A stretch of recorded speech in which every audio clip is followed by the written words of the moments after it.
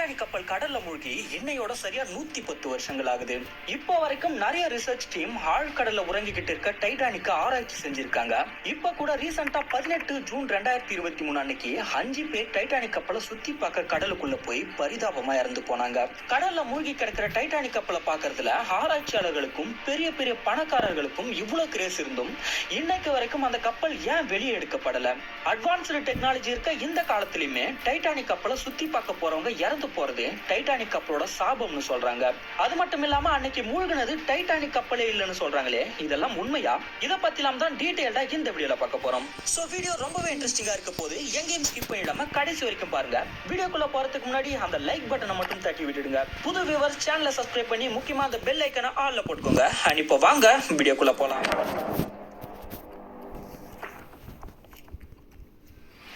Titanic கப்பல் கடல்ல மூழ்கின ஆண்டு 1912. அந்த கப்பல் எப்படி மூழ்கிச்சு, அதுக்கு காரணமா இருந்த நபர்கள் யார் யார் அப்படின்றத பத்திலாம் லாஸ்ட் வீடியோலயே டீடைலா பார்த்திருந்தோம். அந்த வீடியோ பார்க்காதவங்க லிங்க் மேல ஐ கார்டுல கொடுக்குறேன், பார்த்துட்டு வந்துருங்க.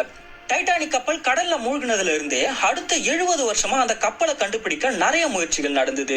ஆனா அவ்வளவு பெரிய அட்லாண்டிக் பெருங்கடல்ல டைட்டானிக் கப்பல் எக்ஸாக்டா எந்த இடத்துல மூழ்கிச்சு அப்படின்றத யாராலுமே கண்டுபிடிக்க முடியல.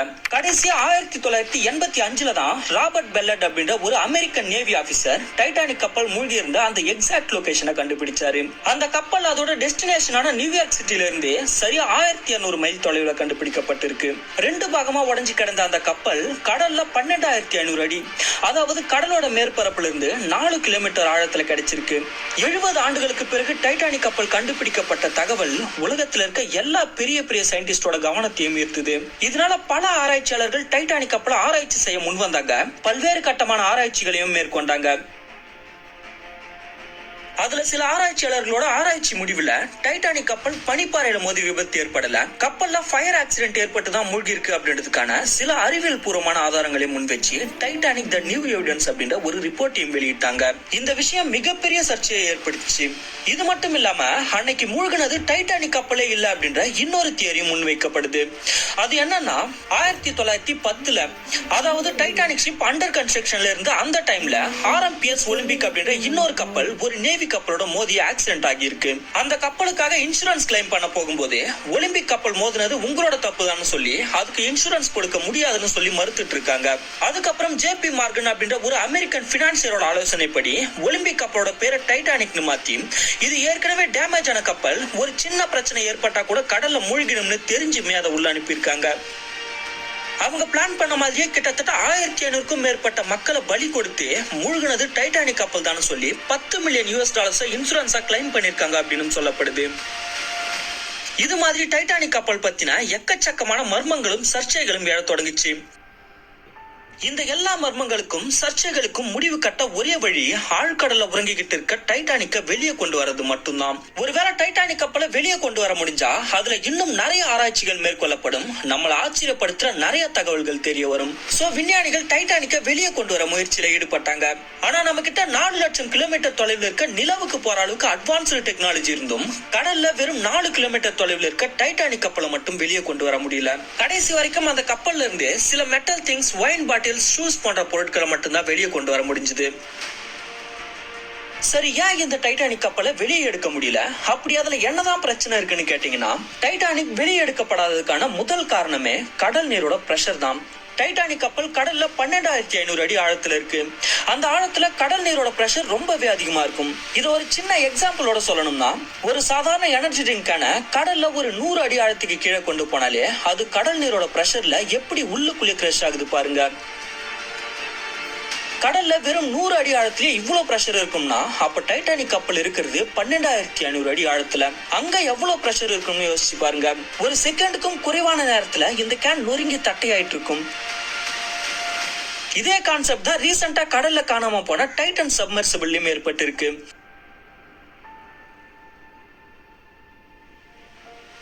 செகண்ட் ரீசன், நார்மலா ஒரு கப்பலை வெளியே எடுக்கிற மெத்தட்ல டைட்டானிக்கை வெளியே எடுக்க முடியாது. ஏன்னா டைட்டானிக் கப்பல் 2 பாகமா உடைஞ்சிருக்கு. அப்போ ஒரு ஹைடெக் சப்மரைன் வச்சு டைட்டானிக்கை வெளியே எடுக்க முடியுமான்னு கேட்டீங்கன்னா அதுவுமே முடியும், ஆனா முடியாதுன்னு தான் சொல்லியாகணும். ஏன்னா 12,500 அடி ஆழத்துல இருந்து ஒரு ஸ்கொயர் ஃபீட் பாகத்தை வெளியே எடுக்கணும்னாலே 392 கிலோ நியூட்டன் ஃபோர்ஸ் தேவைப்படும். ஆனா விஞ்ஞானிகளால இப்ப வரைக்கும் அந்த அளவுக்கு ஒரு அட்வான்ஸ்டு டெக்னாலஜியை தயார் பண்ண முடியல. சோ டைட்டானிக்கை வெளியே எடுக்க விஞ்ஞானிகள் சில விசித்திரமான பிளான்ஸ் எல்லாம் ட்ரை பண்ணாங்க. அது என்னென்ன பிளான்ஸ்னு பாக்கிறதுக்கு முன்னாடி யாராவது லைக் பண்ணாம பாத்துட்டு இருந்தீங்கன்னா ஒரு லைக் மட்டும் பண்ணிடுங்க ஃப்ரெண்ட்ஸ். அண்ட் சின்னதா ஒரு ஹார்ட்டோ இல்ல எமோஜோ போட்டு இந்த வீடியோ எப்படி இருக்கு அப்படின்றத கமெண்ட்ல சொல்லுங்க. ஏன்னா உங்களோட ஒவ்வொரு லைக்கும் கமெண்ட்டும் தான் இதே மாதிரி அடுத்தடுத்த வீடியோஸ் போடுறதுக்கு எனக்கு மிகப்பெரிய மோட்டிவேஷனா இருக்கு. சோ லைக் அண்ட் கமெண்ட் பண்ணிடுங்க. அண்ட் சப்ஸ்கிரைப் பண்ணாதவங்க சேனலை சப்ஸ்கிரைப் பண்ணி சப்போர்ட் பண்ணுங்க. டைட்டானிக் கப்பலை வெளியே எடுக்க விஞ்ஞானிகள் கொண்டு வந்த முதல் பிளான் பிங்பாங் பால்ஸை வச்சு வெளியே எடுக்கிறது. அதாவது பிங்பாங் பால்ஸை டைட்டானிக் கப்பல் முழுக்க நிரப்பிட்டா கப்பலை ஈஸியா மேல கொண்டு வந்துடலாம் அப்படின்றது தான் அந்த பிளான்.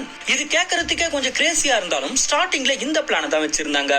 ஆனா அந்த ஐடியாவை கொடுத்தவங்க இந்த பிங்பாங் பால்ஸை கடலோட கொஞ்சம் ஆழத்துக்கு கொண்டு போனாலே கடல் நீரோட பிரஷர் தாங்க முடியாம கிரஷ் ஆகி வெடிச்சிடும் அப்படின்றத யோசிக்கல. ரெண்டாவது பிளான் பெரிய பெரிய பலூன்ஸை வச்சு வெளியே எடுக்கிறது. லட்சக்கணக்கான பலூன்ஸை கொண்டு வந்து அதுல ஹீலியம் கேஸை ஃபில் பண்ணி கப்பலோட சேர்த்து கட்டிட்டா அந்த பலூன்ஸே கப்பலை மேல இழுத்து கொண்டு வந்துடும் யோசிச்சாங்க. அதுக்கப்புறம் அவ்வளவு ஆழமான கடலுக்குள்ள பலூன்ஸ்ல ஹீலியம் கேஸை ஃபில் பண்றது ரொம்பவே கஷ்டம்னு அந்த பிளானையும் கைவிட்டுட்டாங்க. மூணாவது அமெரிக்காவை சேர்ந்த ஜான் அப்படின்ற ஒரு மெரின் இன்ஜினியர் ஒரு சூப்பரான பிளானை கொண்டு வந்தாரு. அது என்னன்னா முள்ளாலதான் எடுக்கணும்னு சொல்ற மாதிரி பனிக்கட்டியில மோதி முழுகின டைட்டானிக்க நம்ம அதே பனிக்கட்டியாலே எடுக்கலாம்னு சொன்னாரு. அது எப்படின்னா நம்ம எல்லாருக்குமே தெரியும் வாட்டரோட டென்சிட்டியை விட ஐஸ் டென்சிட்டி ரொம்பவே குறைவு. இதனாலதான் ஐஸ் எப்பவுமே வாட்டரோட மேற்பரப்புல மிதக்கும். சோ டைட்டானிக் மூழ்கி கிடக்கிற இடத்துல இருக்க தண்ணிய லிக்விட் நைட்ரஜன் யூஸ் பண்ணி ஃப்ரீஸ் பண்ணிட்டா கப்பல் ஆட்டோமேட்டிக்கா மிதந்து மேல வந்துடும். இது உண்மையிலேயே ஒரு நல்ல ஐடியாவா தான் இருந்துச்சு. ஆனா இதுலயுமே ஒரு சிக்கல் இருக்கு. இந்த பிளானை செயல்படுத்த 500,000 டன் லிக்விட் நைட்ரஜன் தேவைப்படும். அந்த அளவுக்கு லிக்விட் நைட்ரஜனை கடல்ல அவ்வளவு ஆழத்துக்கு கொண்டு போறது ரொம்பவே கஷ்டம். சோ இந்த பிளானும் கைவிடப்பட்டது. கடைசியா மிகாயில் ருட்னிஸ்கி அப்படின்ற ஒரு தலை சிறந்த ரஷ்யன் ஷிப் பில்டர் அவர் தரப்புல இருந்து ஒரு ஐடியா கொடுத்தாரு. டைட்டானிக் கப்பலோட மொத்த வெயிட் 1,43,000 டன். அந்த கப்பல் 2ஆ உடைஞ்சதால அதோட வெயிட்டுமே பாதியா குறைஞ்சிருக்கும். அண்ட் நம்ம அந்த கப்பல்ல இருக்க மெட்டல் வேஸ்டையும் ரஸ்டையும் கிளியர் பண்ணிட்டா அதோட வெயிட் இன்னுமே கம்மியாகிடும். அதுக்கப்புறம் டைட்டானிக் ஷிப்பை பெரிய சங்கிலியில சேர்த்து கட்டிட்டா ஈஸியா வெளியே கொண்டு வந்துடலாம்னு சொன்னாரு. இந்த ஐடியா நல்லா இருந்ததால ஸ்டார்டிங்ல நிறைய கம்பெனிஸ் இதை செயல்படுத்த முன் வந்தாங்க. ஏன்னா டைட்டானிக் கப்பலை வெளியே எடுத்தா அவங்க கம்பெனிக்கு நல்ல பேரும் புகழும் கிடைக்கும். ஆனா இதுலயுமே ஒரு சிக்கல் வந்தது. டைட்டானிக் ரொம்ப வருஷமா கடல்ல இருக்கிறதால அதுல நிறைய ஓஷன் வேஸ்ட் இருக்கும். அந்த வேஸ்ட் எல்லாம் கிளியர் பண்ண நிறைய பவர்ஃபுல்லான வேக்யூம் மிஷின்ஸ் தேவைப்படும். இந்த ப்ராசஸ்க்கு அதிக அளவிலான கரண்ட்டும் தேவைப்படும். நிபுணர்களோட கணக்குப்படி இந்த ப்ராசஸ்க்கு கிட்டத்தட்ட 20 மில்லியன் கிலோ வாட் கரண்ட் தேவைப்படும். அது மட்டும் இல்லாம அவ்வளவு கரண்ட் ப்ரொடியூஸ் பண்ண கடல்ல ஒரு ஃப்ளோட்டிங் பவர் பிளான்ட்டை கட்ட வேண்டியிருக்கும்னு சொன்னாங்க. சோ ஆரம்பத்துல பெரிய பெரிய கம்பெனிஸ் இந்த ப்ராஜெக்டை செயல்படுத்த முன் வந்தாலும் இதுல இவ்வளவு செலவு இருக்குன்னு தெரிஞ்சதால எல்லா கம்பெனிஸுமே பின்வாங்கிட்டாங்க. ஏன்னா இந்த ப்ராஜெக்ட் ஆகிற செலவை அவங்க மறுபடியும் ரெக்கவர் பண்றது ரொம்ப கஷ்டம். சோ இந்த ஒரு காரணத்தால தான் டைட்டானிக் கப்பலை வெளியே எடுக்க வழி இருந்துமே எந்த ஒரு கம்பெனியுமே அதுக்கு முன் வரல. இதுக்கப்புறமும் யாரும் டைட்டானிக்கை வெளியே எடுக்க போறதும் இல்ல அப்படின்றதுதான் நிதர்சனமான உண்மை. ஓகே கைஸ், இப்போ நம்ம வீடியோட எண்டுக்கு வந்துட்டோம். டைட்டானிக் கப்பல் வெளியே எடுக்கப்படாத காரணங்கள்ல அதிக பணம் செலவாகும் அப்படின்றத ஒரு காரணமா சொன்னாலுமே அதை வெளியே கொண்டு வந்தா அது டைட்டானிக் கப்பலே இல்ல ஒலிம்பிக் கப்பல் தான் அப்படின்ற உண்மை தெரிஞ்சிரும் அப்படின்றனாலதான் அதை இன்னும் வெளியே எடுக்காம இருக்காங்கன்னு சொல்லப்படுது. அது மட்டும் இல்லாம 100 வருஷங்களுக்கு மேல டைட்டானிக் கடல்லே இருக்கிறதால கடல் வாழ் பாக்டீரியாஸ் இந்த கப்பலை கொஞ்சம் கொஞ்சமா சாப்பிட்டு அரிச்சுக்கிட்டு இருக்கு. அடுத்த 100 வருஷத்துல இந்த கப்பல் முழுமையா காணாம போகவும் வாய்ப்பு இருக்கு அப்படின்னு ஆராய்ச்சியாளர்கள் சொல்றாங்க. இத பத்திலாம் நீங்க என்ன நினைக்கிறீங்க அப்படின்றத கமெண்ட்ல சொல்லுங்க. அண்ட் ஒன்ஸ் அகைன் லைக் பண்ணுங்க, கமெண்ட் பண்ணுங்க, ஷேர் பண்ணுங்க, மறக்காம சேனலை சப்ஸ்கிரைப் பண்ணி